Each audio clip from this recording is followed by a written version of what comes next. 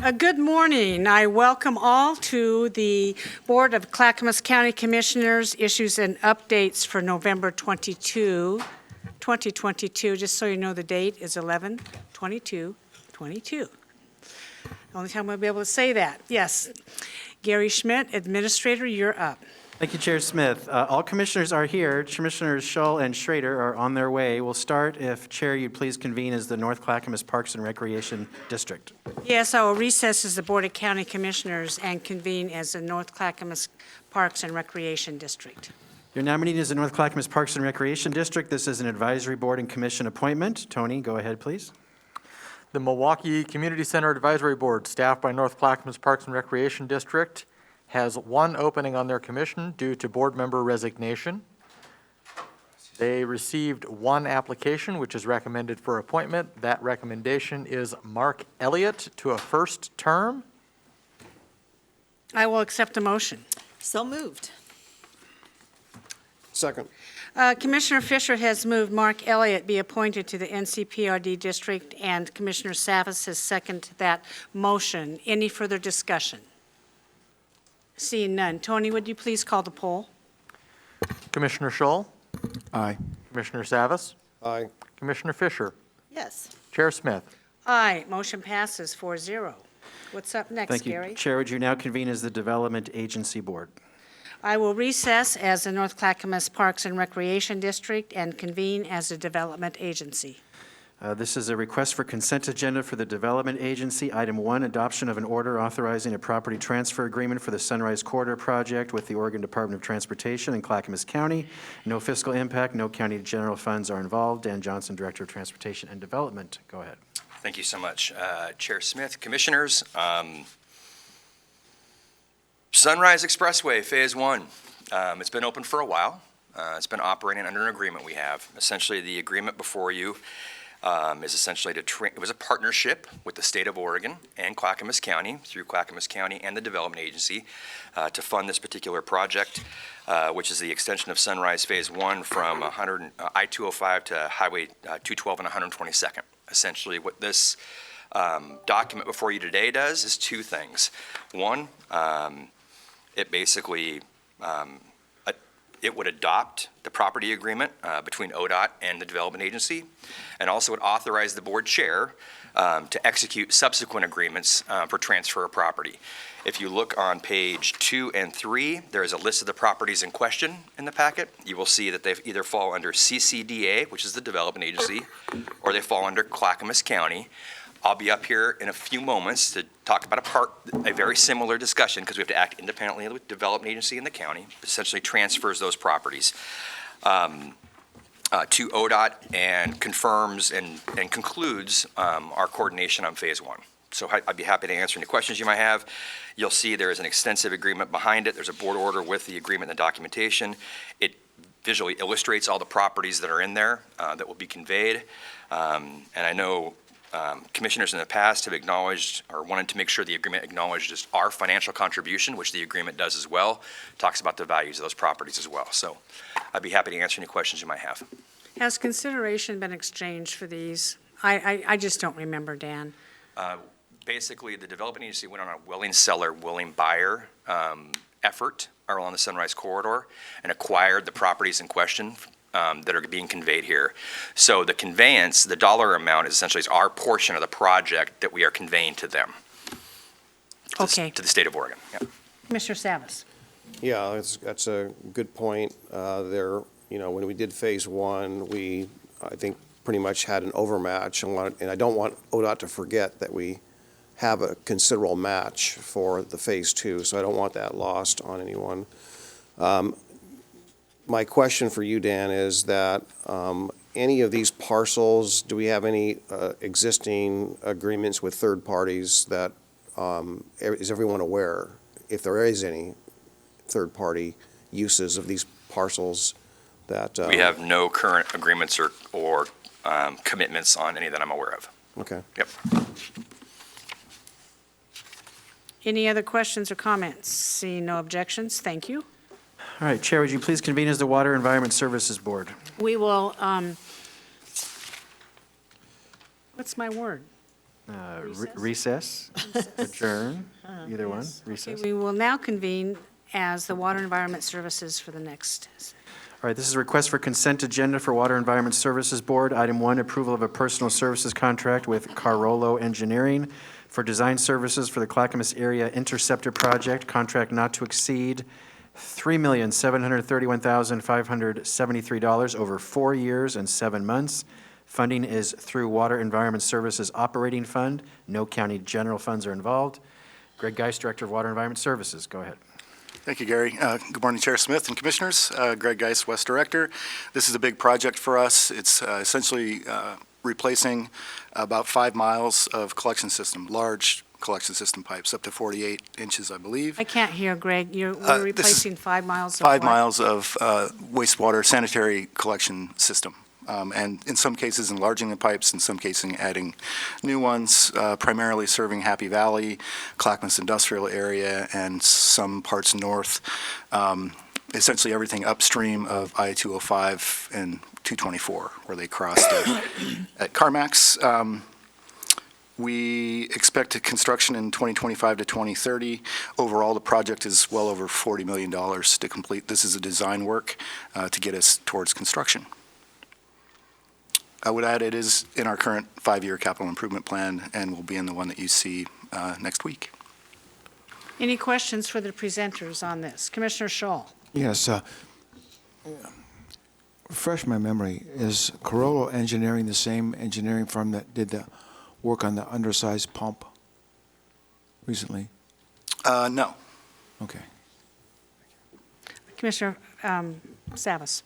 Yeah, Greg, is this project going to relieve any existing I&I issues anywhere? It works in concert with our NI. It's a peak flow issue, so we are addressing our own I&I in that system, reducing that and upsizing the pipes. And what I actually meant was, do we have anything in our system that along this alignment that is currently contributing to I&I? Yes, yes, Okay. All right. Is it sizable? yes. All right, thank you. The I&I tends to be in smaller pipes. These are our trunk lines. These are the big pipes. So we will be working upstream to reduce the amount of flow that is reaching these bigger pipes, but yes. All right.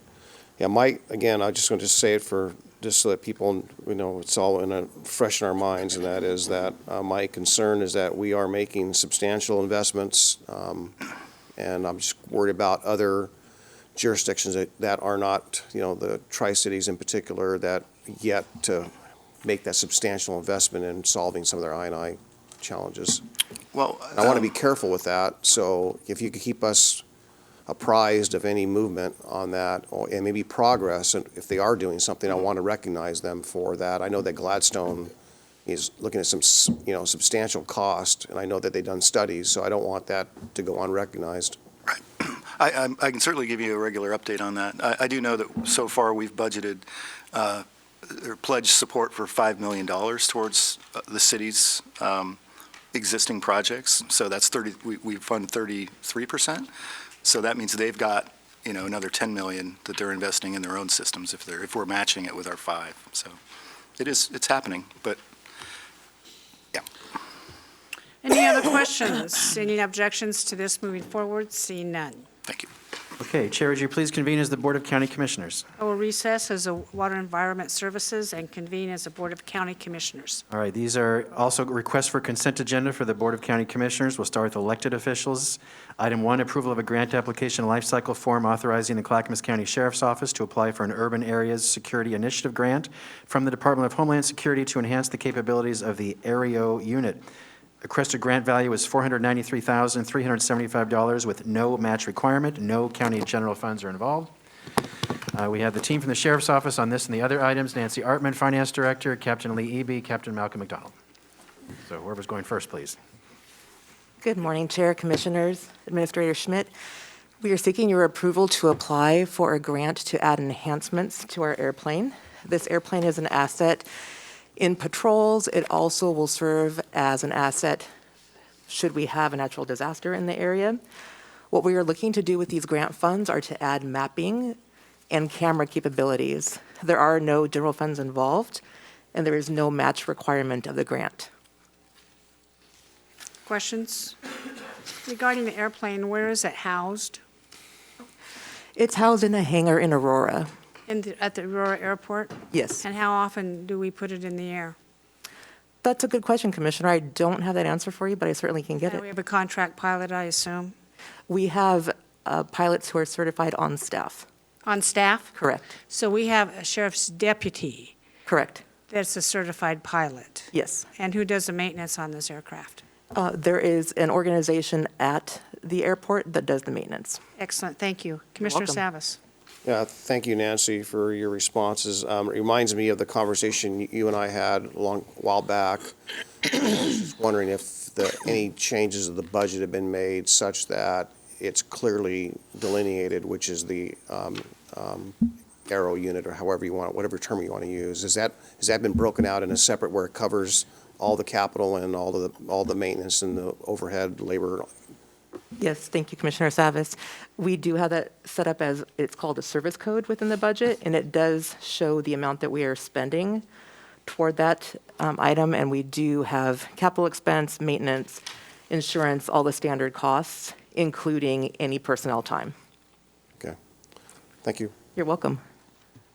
Any objections to this moving forward? Seeing none.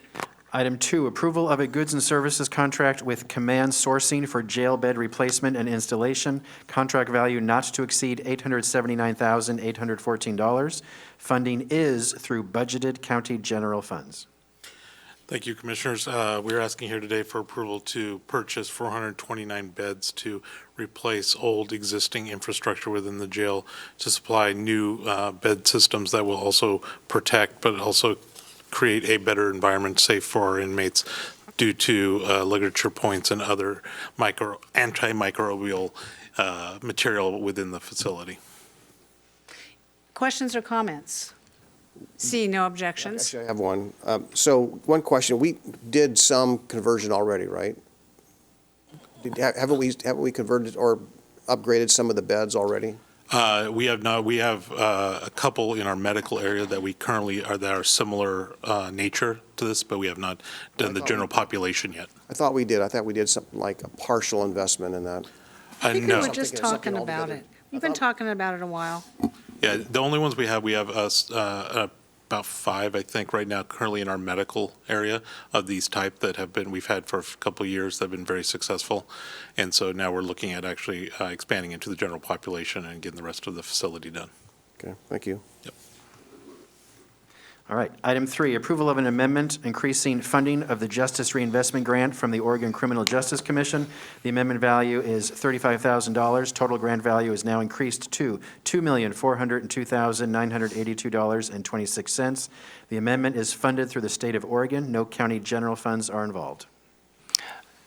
Good morning, Chair Smith, Commissioners. This is an additional $35,000 that will go specifically to the local Public Safety Coordinating Council to continue the work on the development of an equity plan. It will continue to build on the collaborative assessment that the National Policy Consensus Center did out of Portland State University. That report was presented on August 29th to LIPSIC. It's available if you wanted to view that online. But we will continue to build upon it. Some target areas that have come out of that assessment and out of LIPSIC specifically are looking at a framework for data sharing amongst the criminal justice to look at equity and its impact on the system, how to collaborate across agencies and community partners, a shared language to describe diversity, equity, and inclusion in efforts in the justice system in Clackamas County, how to ensure LIPSIC is representative of the greater county, and what data is useful to the criminal justice system as it relates to equity and diversity. Any questions or comments? Seeing no objections to moving forward. Item 4, approval of a contract with the City of Gladstone to provide community service work crews. Contract value is $25,000 over 5 years. Funding is through the City of Gladstone. No county general funds are involved. I will, Oh, go ahead. can I have, sorry, I didn't get added to my, That's all right. the board has seen the community service contracts. It will continue. It allows our our community service crews to do work for the city, and it's a revenue generator for the sheriff's office. Great, great. Any questions, comments? I do. So with, whether it's work crew or other things, how is Measure 112 have any impact on that? On community service, it does not have an impact. Okay. Currently, we don't see an impact right at this moment. Our program in the jail is voluntary, not mandatory, and so those individuals who are in custody sign up for the programs and voluntarily participate. However, we don't know the long-term effect yet, as we don't know what litigation is out there. Okay, thank you. Seeing no objections to going forward? All right, thank you, Sheriff's Office team. Next, Finance Department. Item 1, approval of a resolution approving an appropriations transfer for fiscal year 2022-2023. The appropriations transfer is $4.7 million from the general fund contingency funds to the general fund operating expenses. Funding is through budgeted county general funds. Elizabeth Comfort, Finance Director, go ahead. Thank you. Good morning, Chair Smith and Commissioners, and Gary, our County Administrator. I'm here to ask for an approval of a resolution to transfer funds in our general fund from contingency to operating, and this is a result of excuse me, our equal pay analysis that we had completed December of 2021. The general fund will be funding these additional equal pay dollars from fiscal year 22, and then beginning next fiscal year, July of 23, each department will be responsible for budgeting and funding those additional costs. So this is a one-time ask to make an appropriation to allow dollars to be available to refund or to pay for these additional costs to each of these employees that qualified for this process. Thank you. Is this the only time you're going to transfer funds for the Equal Pay Act? Dylan? Yes, this is a it is. one-time request because this covers the entire period that you, the commissioners, and Gary, our county administrator, authorized general fund to cover these additional fundings. Yeah. Okay. Sorry. So for the first year only, I've asked you and you approved at the budget time, the general fund will fund it the first year only, so departments can prepare, but starting July 1st, 2023, departments are on their own. So it has to come from other funding sources or however the program is funded, grant funds, fees, et cetera, but only this one time only. Commissioners, you may recall, we also put aside some money in contingency to prepare for this. Yes. So we built up the contingency to prepare for this day, and now it is here. Correct. Thank you. Any other questions, comments? See no objections. Thank you. Okay, thank you. Next, Disaster Management Department. Item 1, approval of a subrecipient grant agreement with the Oregon State Police for a federal fiscal year 2021 hazardous materials emergency preparedness grant to provide training to the local emergency preparedness committee and other emergency responders. Grant value is $21,000 with an in-kind match of $5,250 and staff time. Funding is through the U.S. Department of Transportation, and staff time is paid through budgeted county general funds. Daniel Neibauer is Director of Disaster Management. Go ahead. Good morning, Chair Smith, Commissioners, Administrator Smith. This grant agreement will allow us to work with the different facilities that are part of the local emergency preparedness committee to update their emergency response plans for their facilities. Those members are required to participate based on the amount of hazardous materials that they have in their facilities, and then there will be money for an exercise in which those facilities will work with emergency responders to train for a response for an unintentional release of emergency or of hazardous material. Questions or comments? See no objections to this moving forward. All right, thank you. Next, Health, Housing, Human Services Department. Item 1, approval of an amendment for a one-time payment from a revenue agreement with CARE Oregon for the operational and quality incentive program. The amendment value is $800,000 for 6 months. Ongoing projected revenue remains at $2,760,000 per year. Funding is through CARE Oregon. No county general funds are involved. Rod Cook, Director of Health, Housing, Human Services. Go ahead. Good morning, Commissioners. If approved, the Clackamas County Health Centers Division will utilize the funding to meet 2 goals: improve and optimize supporting social health needs, and to enhance electronic health record reporting and workflows. Questions or comments? Seeing no objections?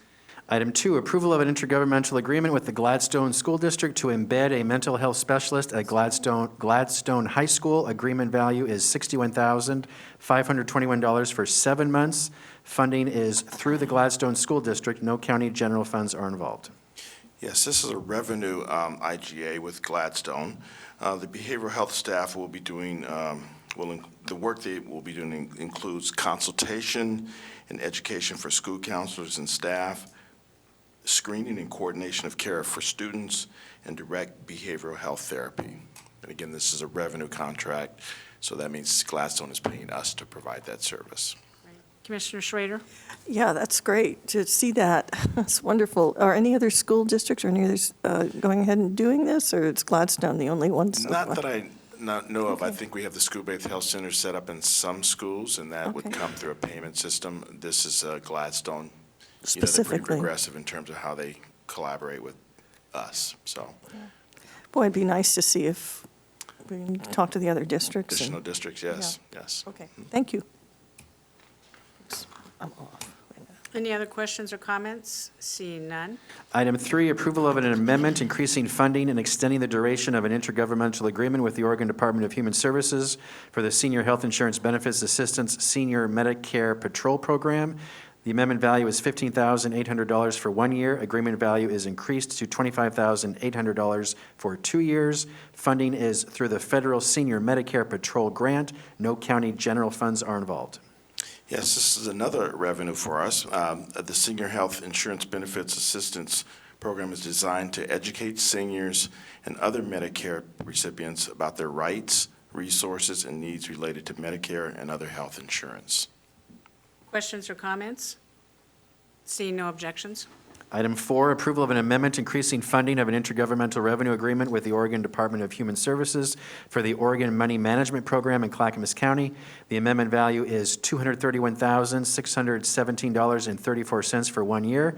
The total agreement value is now $1,001,642.13 for 4 years. Funding is through the state of Oregon. No county general funds are involved. Yes, this is yet another revenue source for us.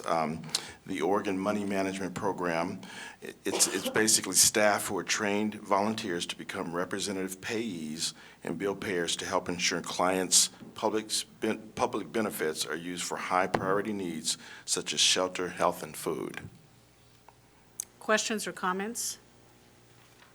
Seeing no objections? Item 5, approval of an amendment extending duration of a subrecipient agreement with Metropolitan Family Services to continue Family Resource Coordinator services in North Clackamas County. The amendment extends the grant for 6 months. The grant value remains at $146,119. Now for 21 months. Funding is through the Oregon Early Learning Division. No county general funds are involved. Yes, you'll notice this is a disbursement of funds from us. We're not giving additional funds, but we are extending the contract because we want to see more service numbers provided. So that's what this extension is all about. It provides them more time to provide more services to the clients. Questions or comments? Seeing no objections? Item 6, approval of an amendment changing reporting frequency to an intergovernmental agreement with the Oregon Health Authority for community restoration services. The amendment has no fiscal impact. The agreement value remains at $764,788 for 1 year. Funding is through the Oregon Health Authority. No county general funds are involved. Yeah, this is basically logistical. The amendment to the agreement only changes the frequency of reporting from monthly to quarterly. So that's all that's happening through this change.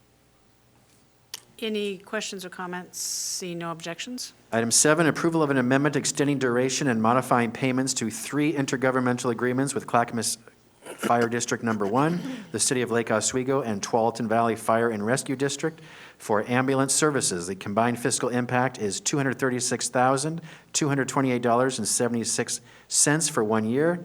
The agreement combined value is now $2,553,670.61 for 9.67 years. Funding is through American Medical Response Northwest. No county general funds are involved. Yes, this is actually funds that have been created through cost savings on how they've been operating. So basically what they do is they redistribute those savings to the fire district. So amendment number 5 would affect three different entities. Extends the Clackamas Fire District Number 1 agreement and adds a 2% increase of $11,000 per month. And then the second one is extends the City of Lake Oswego agreement and adds 2% increase to $3,543 per month, and extends the Tualatin Valley Fire and Rescue District agreement and adds 2% increase to $4,333 per month. So basically, we take the savings and we're moving it back to the fire districts. Is this part of the existing agreement that we have with AMR? Or is Yes. this an increase? Yeah, this is part of the existing agreement. Okay. Questions or comments? Seeing no objections. Item 8, approval of an intergovernmental agreement with Washington County to partner on a notice of funding opportunity for the ballot measure 108 Commercial Tobacco Prevention Community Grant. The agreement value is $110,000 for 7 months. Funding is provided by Washington County. No county general funds are involved. Yeah, this is basically a regional approach trying to be created between us and Washington County.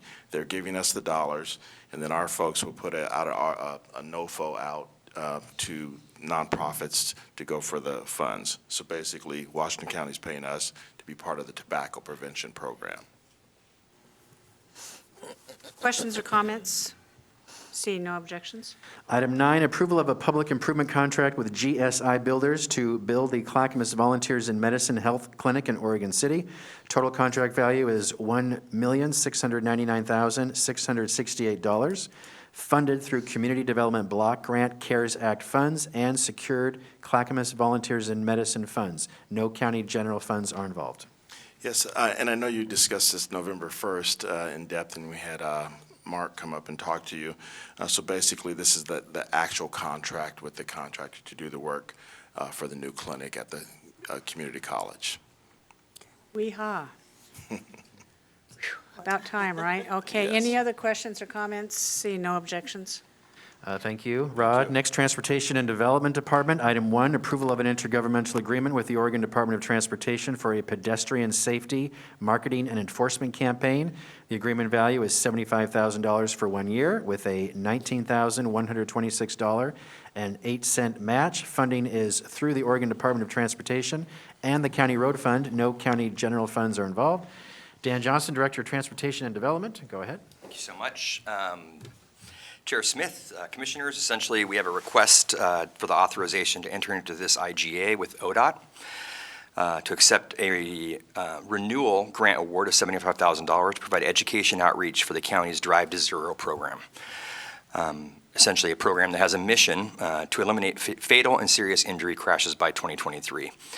This grant will support local enforcement agencies to participate in enforcement efforts to educate people driving through our county and about pedestrian safety.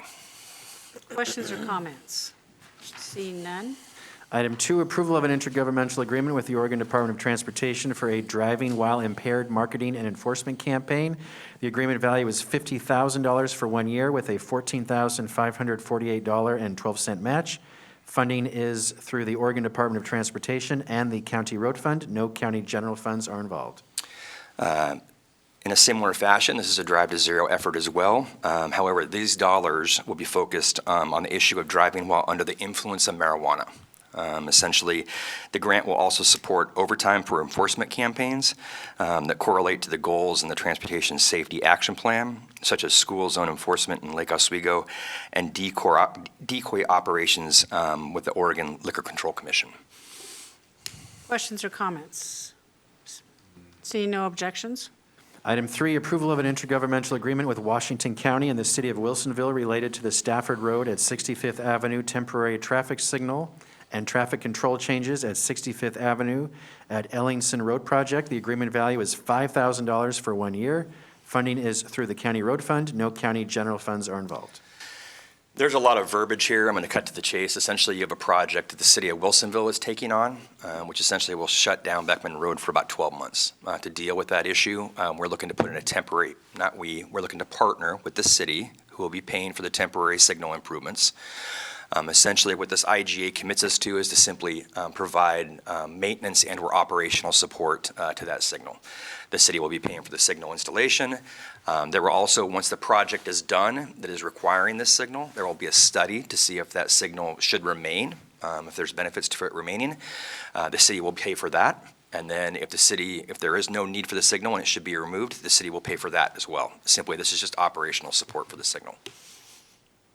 Questions or comments? Yeah, I have one. So Dan, this is in Washington County. It's right on the It's corner. right on the corner of it. Right on It's- the corner of the Clackamas and Washington County. So is Washington County contributing to this at all? No, the only Washington County portion that they're contributing to is, there's some signage that they'll be maintaining, because that's in their jurisdiction. We're just maintaining the elements that are in our jurisdiction. So, again, once that subsequent study takes place, once the project is complete, if that signage remains, they'll be responsible for that maintenance and upkeep. But the signal is in our jurisdiction. Okay, I'm just concerned about whether it's the burden now or it's the burden after the project's there, the existing burden as the whole Frog Pond development all comes back in. Is there anything, do you foresee anything that helps the county and safety along Stafford Road and on 65th? I think that's going to be the discussion in the subsequent analysis.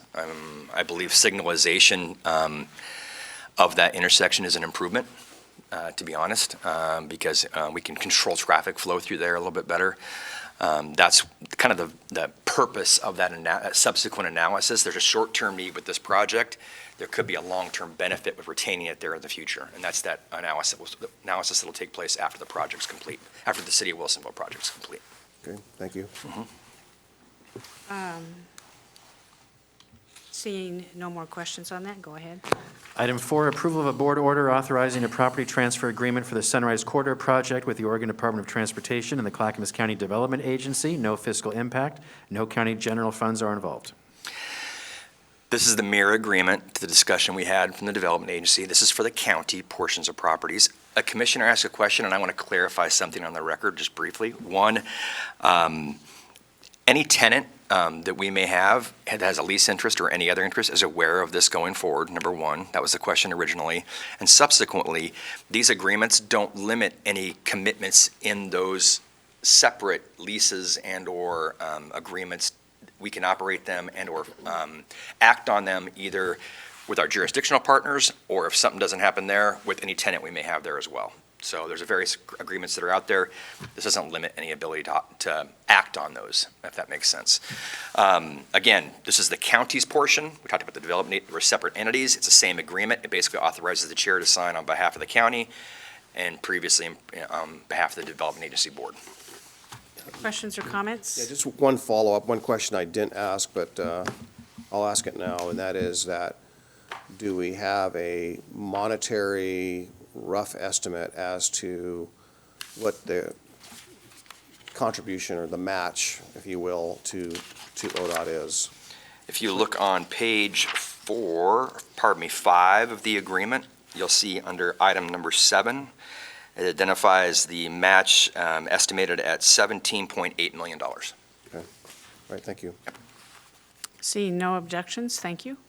Item 5, approval of a board order authorizing a purchase order for traffic marking paint from Ennis Flint through a State of Washington cooperative contract. Purchase order value is $400,000. Funding is through the county road fund. No county general funds are involved. We paint a lot of things. This is traffic paint, obviously, for work that we do either in-house or have to go out there and do general maintenance on. This is a contract. It's over 2 fiscal years. It's a cooperative agreement that we've acted on to secure the paint for subsequent work for our traffic maintenance division. Questions or comments? Seeing no objections. Item 6, approval of a personal services contract with Star Cars for equipment installation for marked and unmarked county vehicles and sheriff patrol vehicles. Contract value is $710,000 over 4.6 years. Funding is through budgeted county general funds for the Clackamas County Sheriff's Office, the Clackamas County Public Safety Local Option Levy, and the Clackamas County Enhanced Law Enforcement District funds. I'm looking back here for my CCSO team to come up with me, but they're not here anymore, so. We abandoned you. Exactly.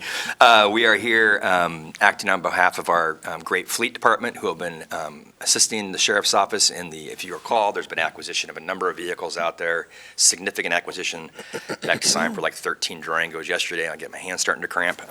This is obviously, those come partially equipped. This is essentially to continue and complete that, equipping those vehicles for operation. So I have Warren Gadbury from Fleet here if there are any specific questions.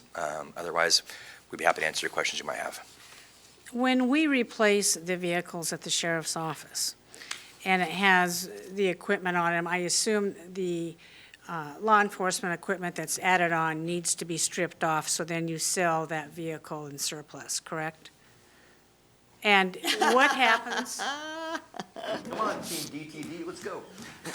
The answer is yes. We don't give law enforcement equipment out when we sell a car, so yes. Correct. Just want to be. I want to know what complete and- happens. Please state your name, please. Okay, Warren Gadbury, Fleet Manager. Yeah, so that is taken off, and then what happens to the old equipment? Is it reused on the new cars, or do we buy all new? Most of it's new. By the time they're removed, there's a lot of deterioration in. So what both- happens to the equipment? We'll just surplus out a lot of the old equipment, so. So it's really no good? Some of it has some value, and we'll repurpose whatever does have value, and the rest of it will just. I was just curious. I'm not saying that you should. I'm just Yeah. saying it's probably used well, and it's the end of its life. Some yes, some no. So for example, like C800 radios with the price tag that they have, those are things we probably would take out of it to make sure that we can reuse that piece of equipment, so. Yes. All right, thank you very much. Any other questions? Seeing none? Thanks. Item 7, approval of an amendment extending the duration, modifying scope of work, and increasing funding for a contract with Consor North America, formerly Murray Smith, for the Jennings Avenue, Oregon 99E to Oatfield Road project. The amendment value is $188,189.87 for 1.5 years.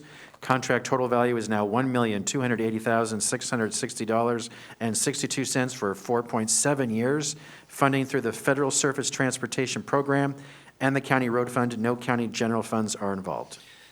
So as you see on the attachment to this particular thing, staff report, pardon me, the Amendment 5 consists of 4 specific items, one of which is changing the name because the company changed names, second of which is extending the time period, third is kind of a statement of work because we've added in the necessity for contract administration and construction, engineering, and inspection.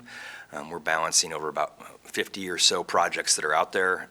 This is basically additional support to be able to facilitate inspections that are needed on projects of this nature. And obviously, to add that additional work, there's additional costs associated with it. These dollars are budgeted and available. So I'd be happy to answer any questions you might have. Questions or comments? I have, so, Dan, this project's an old project from an old grant. Yeah. So when do we start breaking ground on this? You call. Well, I can tell you it's approximately 3,860 feet long. I don't know, I think it's scheduled for summer, I think of this year. I believe, I'll confirm that, but I believe they're looking at construction during this next construction window to start it. But I'll confirm that and get back to you. It's been a long time. It has been it's a I think it was big, it's a 2015. big project, especially, when you look at the additional improvements we have to do for those paving projects now, and that tweaks some of those ADA requirements that are now a necessity. A lot of these projects, they grow in size and scope because of that. Not that it's a bad thing, it's just requirements that we've got to meet, so. But I'll confirm that with you and get back to you. Great, thank you. Thank you, Dan, very much. Gary, what's up All right, next? that is the end of the request for consent agenda. All of these will go on tomorrow's business meeting, November 23rd.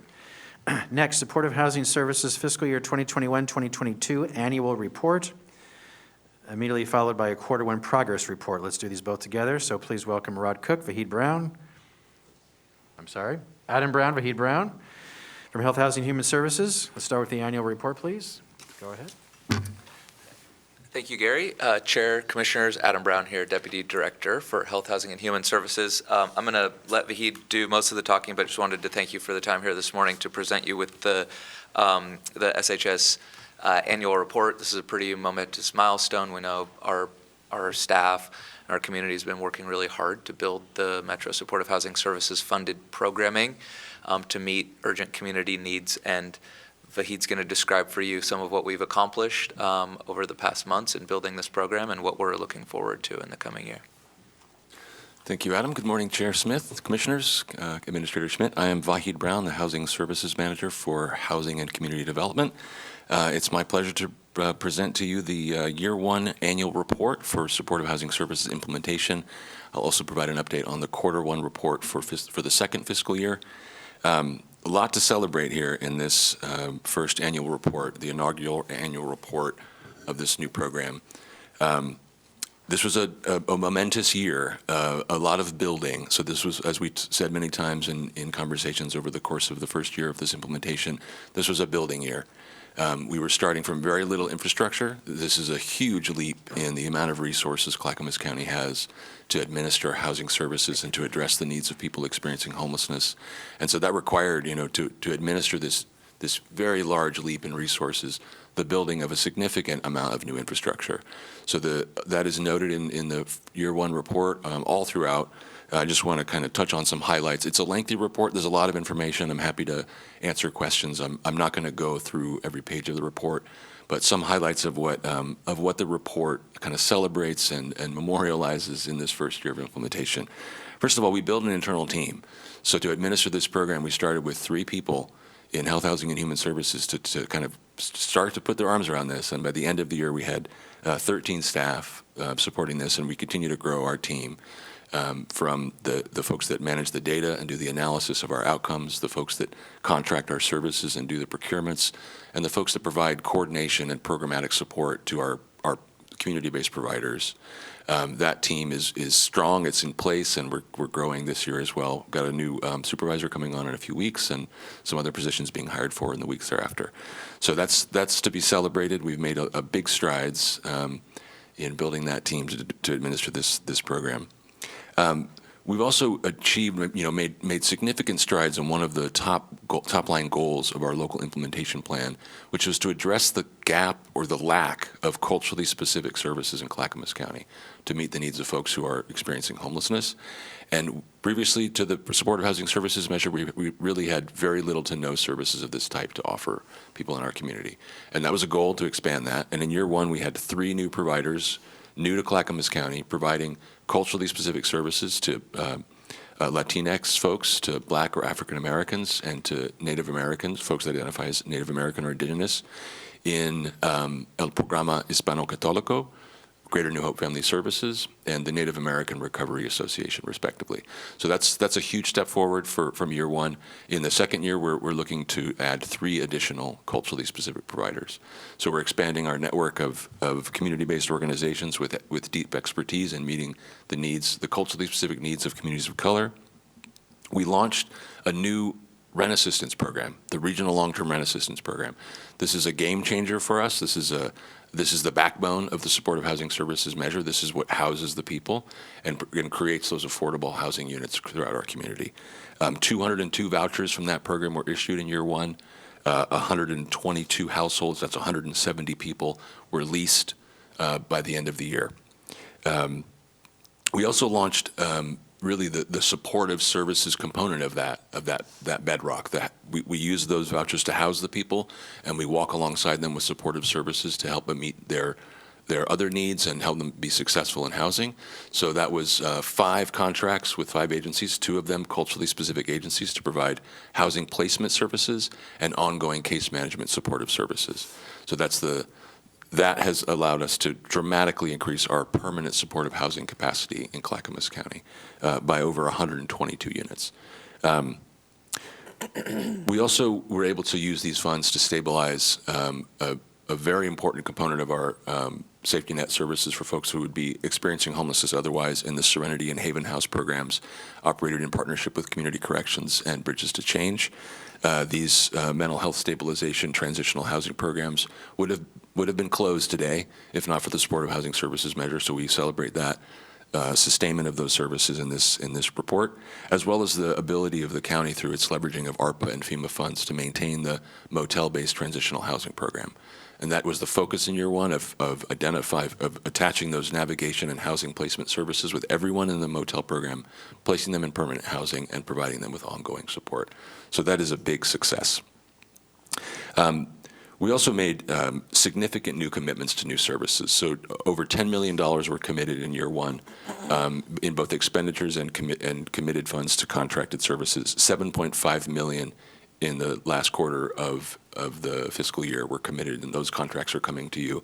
They've mostly come to you already, and you've approved them. That's the largest investment in housing services in the history of Clackamas County, $7.5 million in one round of procurement. And I think that, something to be celebrated here is Tukwila Springs. That's, figured prominently on the beautiful cover of this report, by the way. So shout out to PGA, our partners in Public and Government Affairs, for really making this an attractive report that tells some stories and has some photos of our community members and our partners in here. Tukwila Springs opened in the very end of the fiscal year, and that is our first commitment of supportive housing services dollars to bond-funded projects to create not only deeply affordable housing for very vulnerable members of our community, but permanent, supportive, deeply affordable housing. And that investment allowed that whole project, all 48 units, to be able to serve the most vulnerable members of our community, folks who are older, who are disabled, who have long histories of homelessness. In addition, we prioritize folks who are from Gladstone or who identify as Native American. Our service provider there is NARA, the Native American Recovery Association. And it is about the people, and I mentioned that there are stories in this report, and I want to read one to kind of conclude my presentation of the annual report from the report itself, a resident of Tukwila Springs. And this is Marilyn's story. Because this isn't just about numbers and investments and outcomes. It's about human beings who are vulnerable and who are suffering in our community, that we are alleviating that suffering and providing the appropriate support for them to thrive in their lives. So Marilyn's story. Marilyn, age 71, a resident who slept outdoors in the area for around 15 years. I never thought in my wildest dreams that I would have a home at my age, said Marilyn. The wind is so cold. I wouldn't have made it outside another winter. Marilyn became homeless through the circumstances that are common for all too many of us, through life circumstances that are common for all too many of us. When I worked, she said, I had a good salary. After going through a divorce many years ago, Marilyn moved to a trailer where she raised her grandson. She then endured cancer, which depleted her savings. I had a mental breakdown when my grandson moved out, she said. She became a victim of identity theft at the same time, causing her to lose the rest of her resources and her trailer. Marilyn tenaciously looked for housing and services during her years of housing instability, but said that there was never anything available before. In the beginning of 2022, Marilyn became unable to walk and learned she needed hip surgery. Marilyn's doctor told her that she would not be able to get surgery until she had a stable, safe, and clean address where she could recover, a common situation for people experiencing homelessness that serves to compound their challenges. So in June, Marilyn reached out to Clackamas County's Coordinated Housing Access Hotline. The woman who answered said she would put me on 4 different housing lists, said Marilyn. In just a few weeks, I got a call from heaven saying, we have an apartment for you. I moved into Tukwila Springs on July 6th. Marilyn was able to get her hip surgery immediately and is now walking well, enjoying the community at Tukwila Springs and the heating and cooling system in her apartment. Marilyn's quick move into housing was possible because of the new regional affordable housing bond funds and the supportive housing services funds. My cat Luna and I just love this place, Marilyn said. I take care of the other people who live here.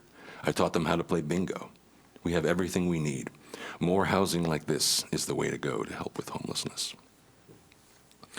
Commissioners, that is my presentation of the annual report. Before I move into the Q1 progress report, I just want to take any questions you have. Yeah, that's a lovely story. Thank you for sharing that. And stories like that are just very important to get out there. I have a question about capacity. How is Clackamas County doing in the nonprofit area of adding nonprofits to our capacity building for all the needs, not just housing, but for services for addiction and mental health and so forth? Yeah, I mean, the first year has been a pretty significant investment in growth in our capacity, our CBO capacity, and there is an appendix in the report that speaks to the baseline of provider capacity before and after on page 9 of the report. Can you quote that, please? Yeah, I want it to get out there. you got it. It's actually in the appendix. It has the list.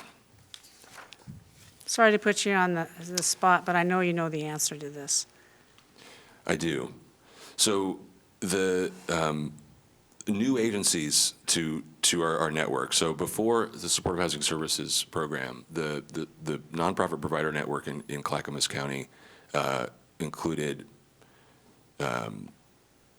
about 15 agencies, many of them not operating in the metro area of the county. So Ant Farm operates in the rural areas, Malala Hope operates in the rural areas. But we did add El Programa Hispano Católico to our family of providers, Greater New Hope, the Native American Rehabilitation Association, new contracts with Impact Northwest to provide supportive services in the county, and expanded scopes for Northwest Housing Alternatives, Clackamas Women's Services, Northwest Family Services. So we've not only brought new providers into the community with an emphasis on culturally specific agencies, and we're continuing to do that, but expanded the scope of work of our existing cornerstone providers. The Father's Heart Street Ministry is another one. Love One is for the first time receiving funding now through the county. It's a challenge, though. I think it's worth noting that while we've built a lot of new capacity and brought new partners into the county, and we'll continue to do that in the second year, this whole sector of human services providers in the nonprofit world in the Portland area are struggling with capacity. It's something that we're grappling with on the regional level. It's something that we'll be discussing with the Tri-County Planning Body this month of the Metro Supportive Housing Services Tri-County Planning Body. And we experienced in this first quarter, and kind of looking ahead to that first quarter progress report, every one of our contracted agencies had turnover of staff, significant turnover of frontline caseworker staff. And that was true, and my colleagues reported that that's been the case in other communities as well, more in Multnomah and Washington County. There's a lot of new resources in our system to meet these needs, and we're asking a lot of our partners to carry this work.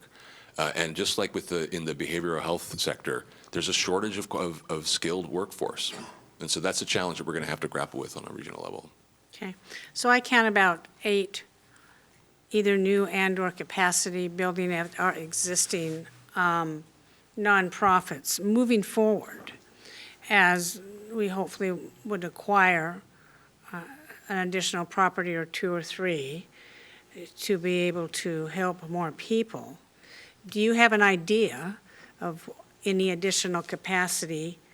Are we going to have to increase that capacity that you just mentioned, or are we here, we're even? So if we add Project Turnkey, if we add Tax Lot 1200, is that going to tax our people, or do we need more people? I mean, at the moment, we have invested in our providers to the extent necessary to meet the goals that we've established for this year. So we're working to, mostly, there's still some procurements to be conducted the next month to provide some new programs and services for the rest of the year. But largely speaking, we have built up in the contracts that we've executed with our providers the capacity to carry out the work that we've articulated in our plan. And we will need to continue to expand their capacity as we bring on. So you have anticipated increased growth? Yes. Very good. We have several commissioners like to comment. Commissioner Fisher, you're up. Yeah, thank you, Chair Smith. Really appreciate the report, really appreciate the personal story. I know we're building out a system, a couple areas, and I know Rod is in the room, so he's had to talk with me when these things come up. But in a couple situations that I've interfaced in directly, I've noticed that there's some real gaps in the system, and one being, the story that you told, and her name was? Marilyn. Marilyn. For Marilyn's story, down the road, it would sure be nice if the doctor who says, hey, you need a hip replacement surgery and you're unsheltered, let me connect you with these services and have an ability to have a seamless process of ability to share information from the doctor to our programs. And I know that's a gap, and I know that there's an effort to fix that, but I'm curious where we are with that continuity of care. Yeah, I mean, that is a huge area of need for coordination. I mean, we met yesterday at Health, Housing, and Human Services with leadership with HealthShare, to discuss the Medicaid waiver and the new health benefit that's being piloted already. You know, the Medicaid waiver will allow any member of Medicaid, anyone on the Oregon Health Plan in the future, to access a housing benefit through Medicaid, which provides housing navigation. We can fund housing navigation, 6 months of rent, move-in costs, some staffing for case management services, and talking about how we coordinate those available resources in the medical system and the housing system, and kind of crosswalk that. We've also been talking with Collective Medical, and we have an MOU with Collective Medical, and are working through some of the sort of the legal components of how do we do exactly what you're talking about, Commissioner Fisher, with respect to our kind of data systems. The electronic patient record, Collective Medical would allow us theoretically in the future for the electronic patient records in the hospital systems to flag someone who's experiencing homelessness, and for that flag to be visible to us in the housing system.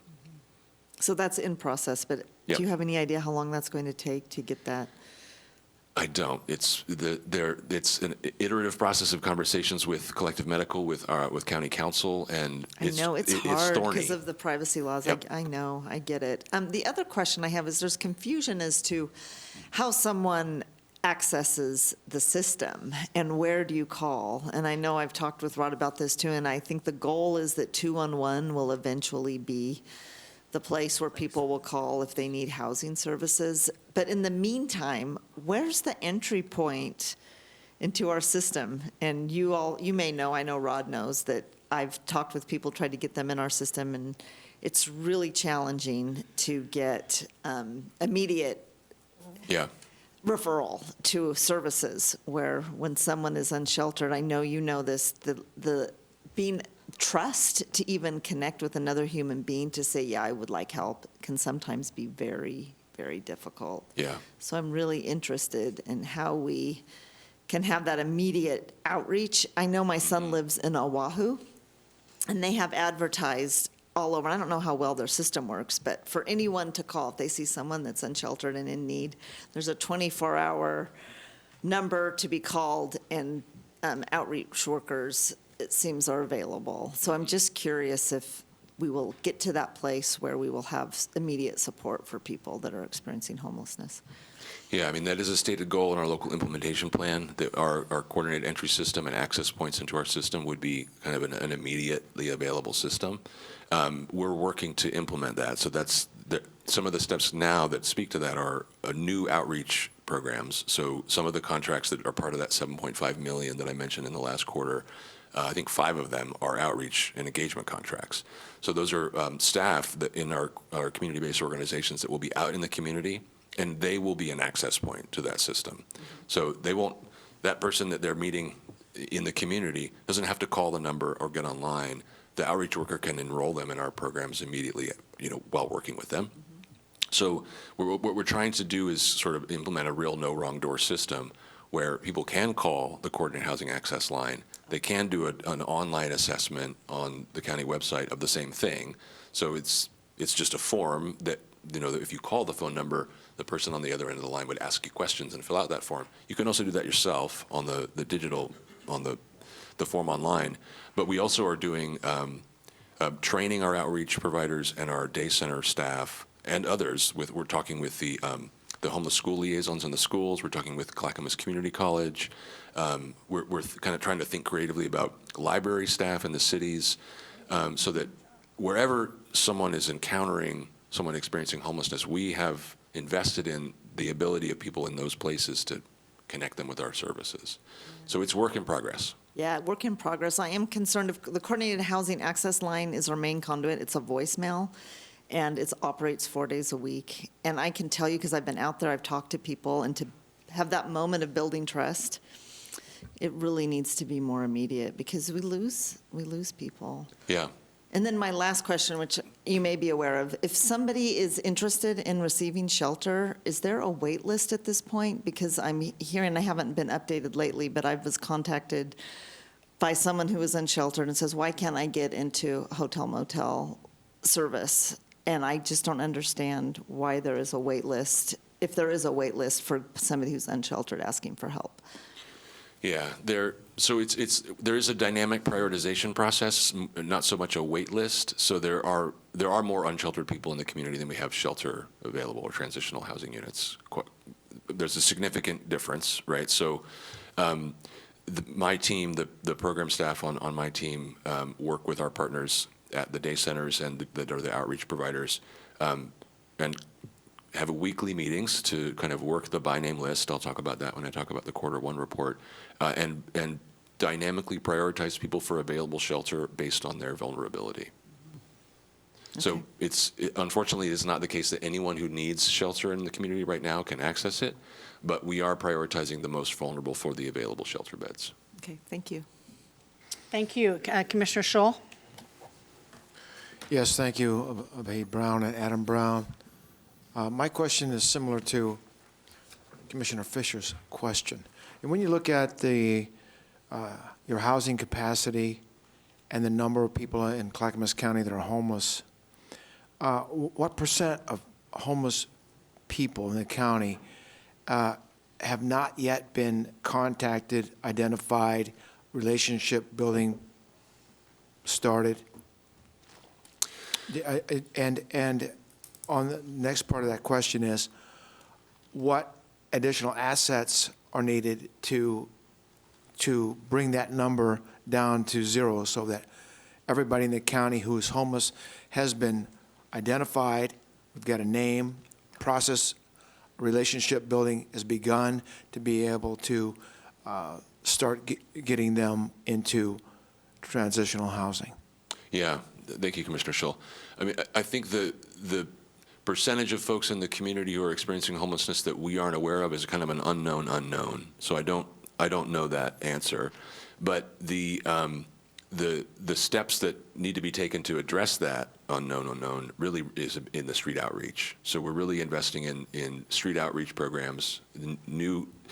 We've never had community-based street outreach programs in Clackamas County before, so this is a brand new area of program component for us, and it's a big deal. And it includes culturally specific outreach with Up and Over and with the Immigrant and Refugee Community Organization, excuse me. So those are the partners that we're going to rely on to identify people who have never heard of us, who've never reached out to us, who we don't know that they have existing need. And so that it's through that outreach and engagement strategy that we identify those folks. We are doing better, and some of the data in the annual report speaks to this. We had a consultant, the Coalition of Communities of Color, last year do an analysis of our entry system, and are we adequately reaching communities of color who are experiencing homelessness and housing instability in the community? And they said, well, you could do better. And they gave us a lot of recommendations that we've been implementing, and our report shows that the percentage of people who identify as Black or African American, as some Native communities, I think it was Native Hawaiian and Pacific Islander, as well as Latinx folks, are now accessing CHA, our coordinated entry system, at higher rates than prior to the implementation of those recommendations. So we are seeing that we're reaching more people through the steps that we've been taking. Okay, so the answer to the question is you feel that at some point in time in the relatively near future, you'll have a better understanding of the need as opposed to the capacity in rooms that we have currently now, because that's very critical for the board to understand, because when we look at the potential projects to purchase for additional capacity, that number of actual need, I think, is very important for us to learn. Absolutely. And I have a few things to share about that with respect to the Q1 report. So I'll pause for any other questions, and then when I get to the Q1 report, I'll highlight that as well. Okay, thank you. Okay, thank you. Commissioner Savas. Yeah, thanks, Vahid. Thanks for attending and reporting to our C4 group here a couple of weeks ago. I remember one of our elected officials kind of put you on the spot a little bit and said, geez, I know someone who made a phone call, tried to get housing, and did not get a response or a return phone call. And I think there's an expectation, and I think you've kind of addressed it. We can't solve every problem immediately, right? And it has to be prioritized. I think that's the responsible thing to do based on vulnerability. With that said, certainly the people that are using the system, that are able to be productive and maybe get back employed and so forth, I know that's not in the high priority category. We're, Tukwila Springs, senior citizens, people that are disabled certainly aren't going to be able to fit that model where they can transition into being productive and spent their whole life, and so they're just not at that point. But my question is, along those who are potentially able-bodied, if they can maybe reduce one or two or three of the barriers that are preventing them from employment and success. My concern is that, or the concern question is what do we expect people that are, like on the rent assistance program, for example, that do fall in that category, that when we arrive at that point that we can help people, how long do we expect them to be in the system and then transition into something productive so they can free themselves of that and then open up capacity so the pipeline is continually flowing? Yeah. Is that 24 months? What does that look like? Yeah, you're right. I was going to say there's a 24-month kind of window there's different programmatic types and duration and intensity for different levels of need and vulnerability, and the person who's got a dead battery and a past due bill and then loses their job and becomes homeless. That's not a long term. That person doesn't necessarily need permanent supportive housing. They need assistance with, like, gosh, this was a catastrophe, but I was working, I was paying my own rent, and this catastrophe kind of overcame me. So, and that's what we would prioritize there in terms of a program and service type is a rapid rehousing intervention. So, quickly address that short-term need, up to 24 months of rent assistance as needed, but rapid rehousing can be as little as a month, one-time payment, and resolve the issue, kind of a rapid resolution. And so our coordinated entry system does that work of sort of identifying what is the situation the person is in. We are training all of our providers and the folks that are out in the community identifying people in what we call housing first aid, which is a kind of a person-centered motivational interviewing approach to really understanding what the situation is so we can best address it with the most appropriate intervention. And in the first year, our focus was on the most vulnerable, and that's what we really invested heavily in. Most of the outcomes in this annual report have to do with permanent supportive housing, like you said, Tukwila Springs. But in the coming year, we're expanding our programming in rapid rehousing and other kind of shorter-term interventions, and investing in emergency rent assistance using supportive housing services dollars. A couple of you have mentioned that folks call coordinated housing access, and there's a delay, there's a time lag. 90% of the calls that we're receiving in the coordinated housing access are by people who are housed and are looking for rent assistance. That pile of allocation from federal allocations and state allocations that supported vulnerable households through the pandemic is dwindling. It's becoming a scarcer resource, and everyone in the community is aware of it. The moratoriums are lifted, the protections on people being evicted for non-payment of rent are gone, and so there's a kind of a rush of folks calling us who are housed, looking for rent assistance, and we were making a commitment to maintain that programming to still serve the needs of folks who would otherwise lose their housing and become homeless, so that we don't have to sort of kind of meet them out in the community on the street, but can stabilize their housing. That's the best investment there. But it's only 10% of the folks that call us and that are out in the community that are unsheltered. I apologize. I think I kind of meandered in my answer away from your question. Yeah, I guess I appreciate you talk about the rapid rehousing, and I think that there's an expectation that some of the folks that, let's say they're housed today, if they're at risk of losing their housing, are they at risk of losing their housing because they are just in a financial quandary, right, where they are employed and they are doing everything they can, they need just a little bit, versus those that are, got into a rent assistance as a result of COVID and never went back to work. I mean, are you able to parse those out so the people that are motivated, that we can help right away and get out of the system and open up that pipeline, are they being helped at a higher priority, or do we anticipate that? Yes, and so the eligibility criteria for housing services that I'm administering are different than those that were administered to address COVID impacts. So folks that had an economic impact from COVID, period, were eligible for emergency rent assistance in most cases through the federal allocations. For our programming and the rent assistance that we'll be funding with supportive housing services, there must be someone must be materially at risk of experiencing homelessness. So that's different. I suffered an economic impact from COVID and I'm seeking rent assistance. That's one thing. I'm about to lose my housing and I'm seeking rent assistance. That's another. And so we're designing that system to determine who is really at risk, and that's who we are going to prioritize for services. Thank you. Thank you very much. I think we need to move on to the quarterly report. It's almost 11:30, and we have a couple items left. Go ahead. Thank you, Chair. I'll be brief since, That's because my microphone wasn't on. Go ahead with our quarterly report. all right, so I'll be brief.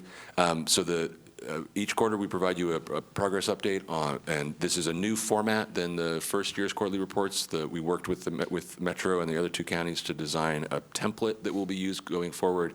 It's mostly tabular. It has outcomes by intervention type and population A, population B, and then some brief narrative description of progress. Just to hit on some highlights from quarter one. Initiated new services to the tune of $4.2 million in contracted value in the first quarter. 7 new and expanded programs were launched in the first quarter. I won't list them all, but they are listed in the quarter one report. We continue to expand, with a continued emphasis on the expansion of permanent supportive housing. So 80 more people have been placed into permanent supportive housing just in the first quarter. That means just with the regional long-term rent assistance and supportive services, 247 people as of the end of quarter one were in new permanent supportive housing placements. That does not include Tequila Springs, which has 48 units. So we are right around 300 new placements in permanent supportive housing. We supported 104 emergency or transitional housing units in quarter one. We highlight in here that we moved into phase 2 of Project Turnkey. We continue to expand culturally specific capacity with an additional agency brought on in the first quarter, 2 more coming soon.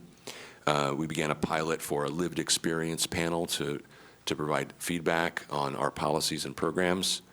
And this is the thing I wanted to sort of touch back on some of the prior questions. We really moved full speed ahead into the implementation of Built for Zero. So now it's on the ground. We're doing it. We're meeting weekly with our providers, and we're working a by name list. And you'll hear me talk about that as I come to give you updates in the future. But what we're doing is identifying everyone experiencing homelessness in the community by name, maintaining a list of that of everyone. From anyone who calls coordinated access and gets assessed there, they get to the by name list. But also our outreach can get people into the by name list. We go to municipal meetings with law enforcement partners and the library staff and so forth, and try to find people in the community that we don't yet know of. They go on the by name list, and then weekly that by name list is prioritized with our network of providers, and we move people from that list on the basis of vulnerability to matching to housing services and get them housed. And so we'll be able to, in real time, say, this is the scope of the need, this is the scope of the capacity. Let's monitor both and adjust accordingly, week over week, month over month. Interesting.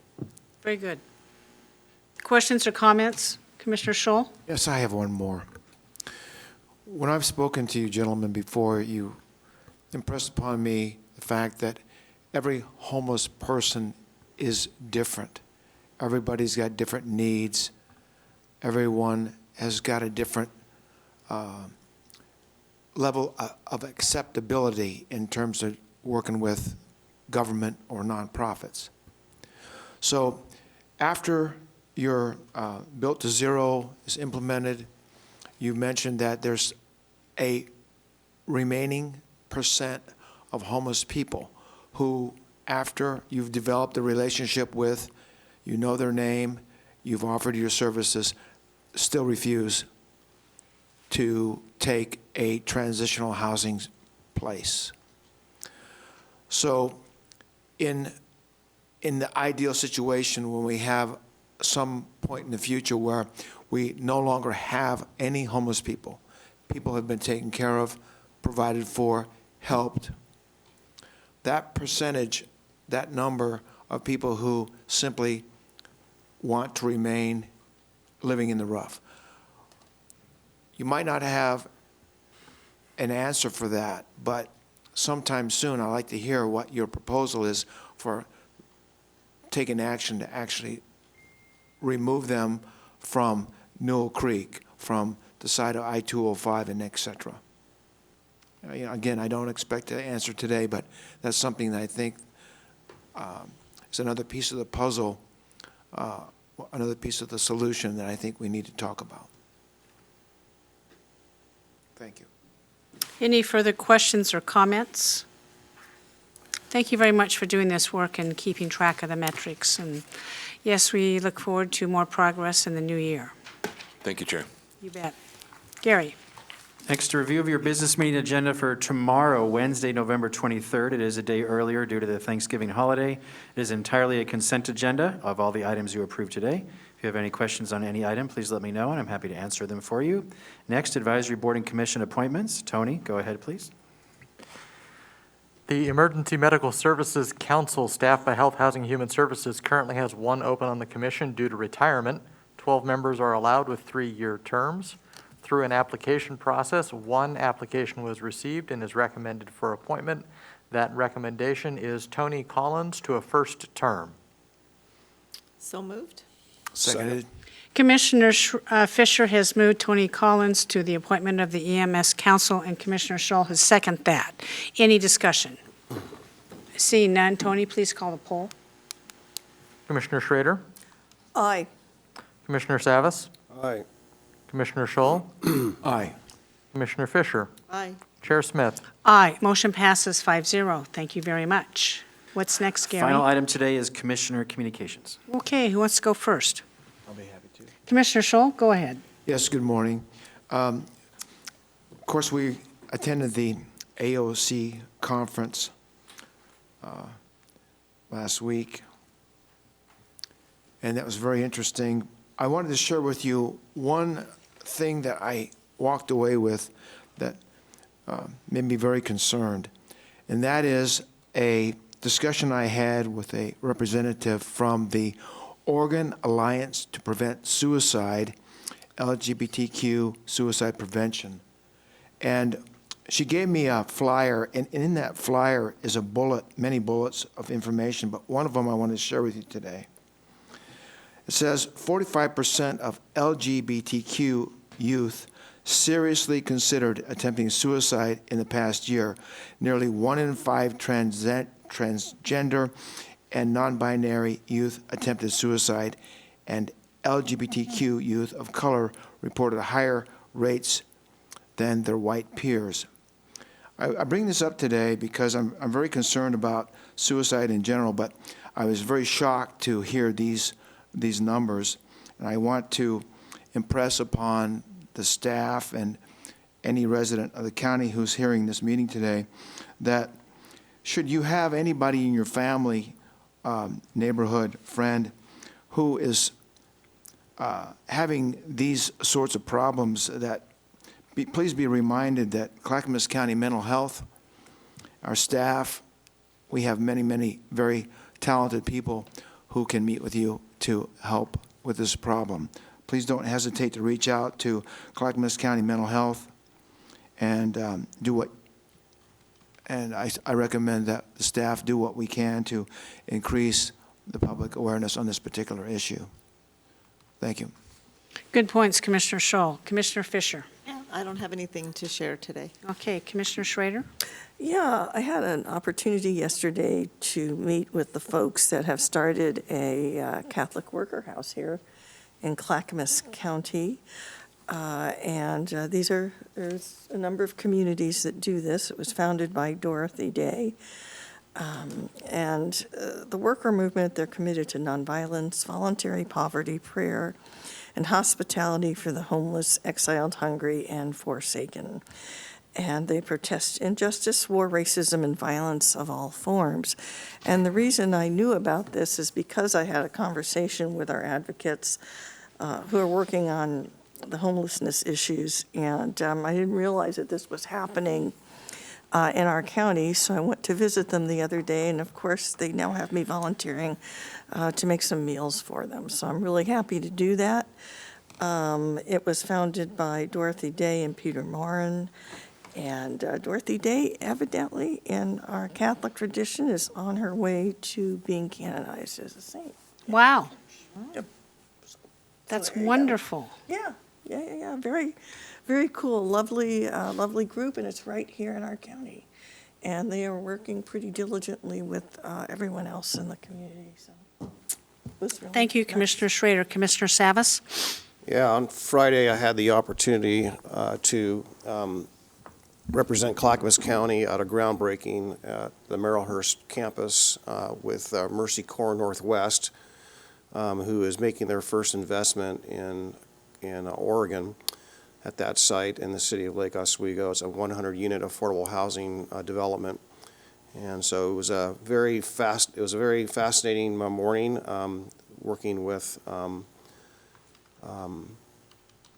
the media and the sisters of, I forgot the name of it. I apologize. But the interesting aspect of that was the site is very unique. It's a very tranquil setting. It's near the Willamette River. It's a very unique place for this kind of investment and that kind of housing. The mayor of Lake Oswego was there. The Christine Lewis, Metro Council was there, and others. So we all spoke on that topic. Anyhow, that was really nice. We did that groundbreaking for 100 units, and probably within about a year and a half, 2 years, we'll actually realize the opening of that facility. The other thing that's happened during our AOC conference and continuing on today, no secret, we've talked about this several times, but ODOT recently has really stepped up their public involvement outreach efforts on the tolling issue. And if you haven't seen it already, the media's picked up on that. They've broadcast that quite a bit. And basically they're saying, geez, here we are, we're tolling this section of I-205. If you have any ideas about other areas you'd like to toll, let us know. But they certainly didn't offer the opportunity to say, for example, they could have said, if you have any areas that you don't want to see tolled, please contact us. But they didn't say that. So there's opportunity, about a 50-day window to opine on that. And the conversations at AOC about this, you would be surprised how many areas of the state have no idea that tolling is coming to the entire state. That's right. And so that was spurred a lot of conversations I had, and look forward to working here early next year on how we approach this. The RTAC, this new committee, which we had 2 meetings thus far, I think I indicated to all of you and reported back that they were looking at requiring all of the partners to sign a document to get this program started. There might be some movement on that where they've maybe removed that requirement. So we might indeed have an opportunity to participate in some constructive dialogue going forward. So we'll see. The next meeting's in 2 weeks, I believe. So we'll see, when we see the packet, we'll see if the signature requirement to agree to tolling is actually no longer part of the packet. So we'll see. Thank you, Commissioner Savas, on that. Yes, this board attended our yearly state conference in Eugene, and one particular session that I attended was with journalist Dick Hughes, who used to be a writer for the Statesman Journal, who now pens an online for the Capital Insider. And he has been involved in journalistic politics for probably his whole life and understands it well. And he met with us, and I was able to ask him some questions, as was another commissioner. But he came out with, today, an article imploring our new governor to reach out to the Clackamas, to all commissioners in the state of Oregon and engage them on a more professional and profound level than our past governor has done. And I had the idea even before this came out today, and Commissioner Savas and maybe others know, I have a draft letter for your consideration. We'll consider it next week, but I have copies on my desk, a letter penned from us to our new governor. These are the issues that profoundly affect Clackamas County. One of them is tolling, some other issues in there that we've been working on, and to sit down and meet with us or a couple of us to discuss that and get to an acceptable outcome to Clackamas County and our citizens. So I look forward to that. Gary will bring it up at issues next week, but I have those draft copies, and I'll give you all one, and you can take some time to look at that. I see no other business before this meeting today. Commissioners, thank you. We are adjourned.